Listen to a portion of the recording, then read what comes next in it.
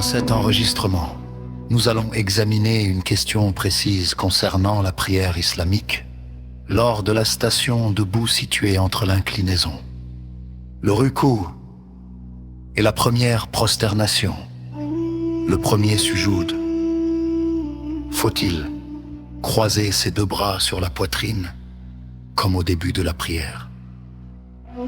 Nous allons fouiller les sources, le Coran, la Sunna, les 4 imams, ainsi que les exégèses et ouvrages de jurisprudence. Toutes les nuances seront restituées.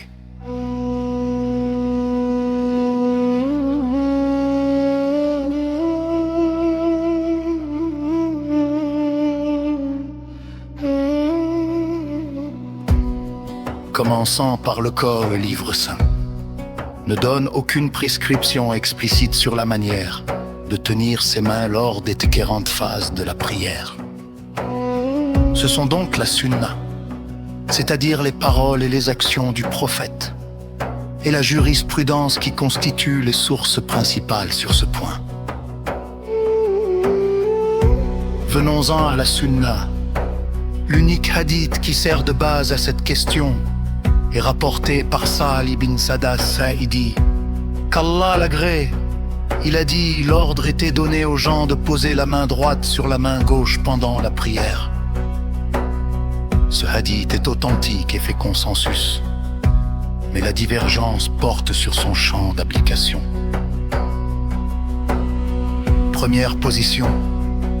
Les partisans de la reprise des bras croisés considèrent que l'expression pendant la prière englobe toute station debout, appelée qiyam, que ce soit avant ou après l'inclinaison, le rukou.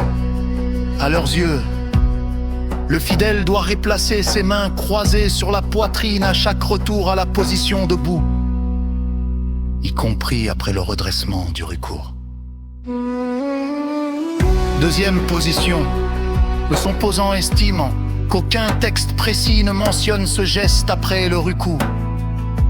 Il considère que le redressement est simplement une reprise de la station debout, qui n'a pas le même statut que le qiyam initial. Il préconise donc de laisser les mains le long du corps, position appelée sadl.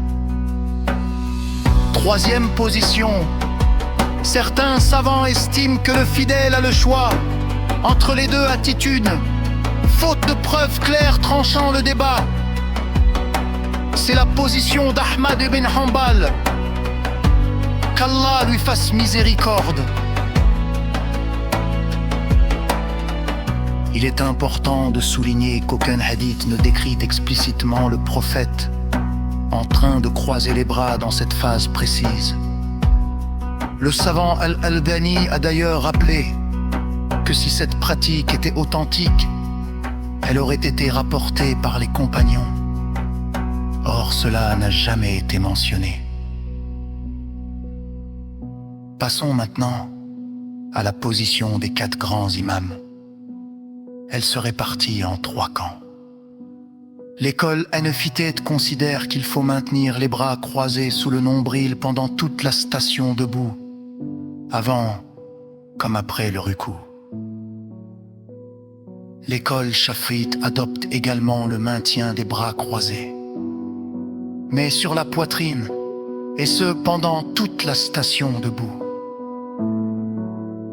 L'école malikite, quant à elle, préconise de laisser les bras le long du corps, sans croisement.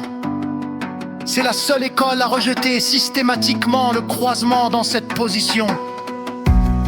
Enfin, l'école hanbalite offre une liberté de choix en croiser les bras ou les laisser tomber. C'est la position même d'Ahmad ibn Hanbal.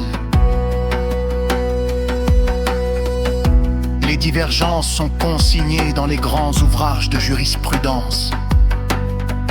Les Ibn Mufli, dans son ouvrage Al-Furu, ainsi qu'Al-Mardawi, dans Al-Inshaf, rapportent la position hanbalite.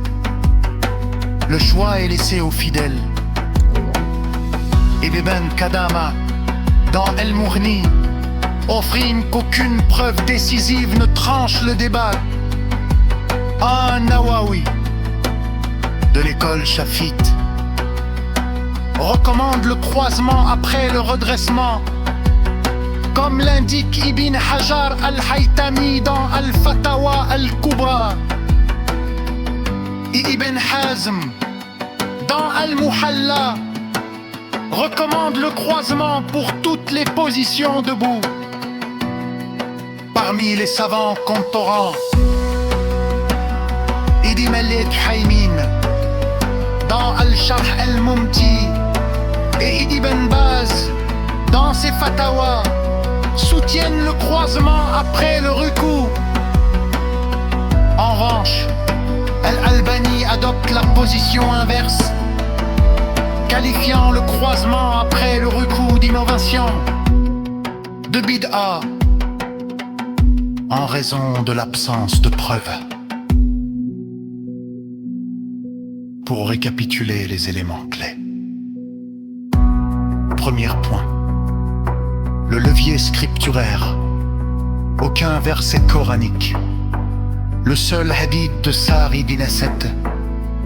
Liste tertri du Viran. Deuxième point. 3 batitubes existent, croisés, selon les Hanafites, le Shafite, les Sécondés, selon les Malikites, on peut dire, selon les Mandalites.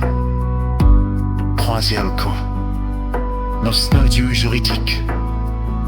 Il s'agit d'un acte de somme, c'est-à-dire recommandé. Et non obligatoire, prière reste valide dans les deux cas. De prienta, conséquence pratique, est une des deux options le constitue une inondation condamnante si elle est suivie par juridiction personnelle en fonction de l'école, mais de la vie, rappelez-le.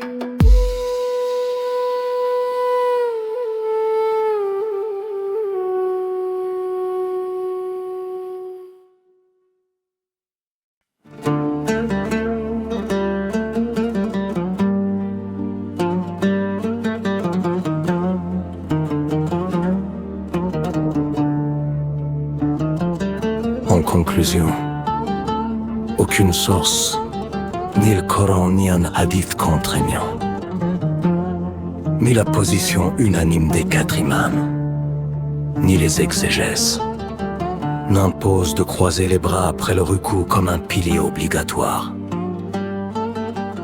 La question relève d'une divergence d'interprétation d'un même hadith. Chaque fidèle peut suivre l'avis qu'il juge le mieux fondé, sans que cela n'affecte la validité de sa prière.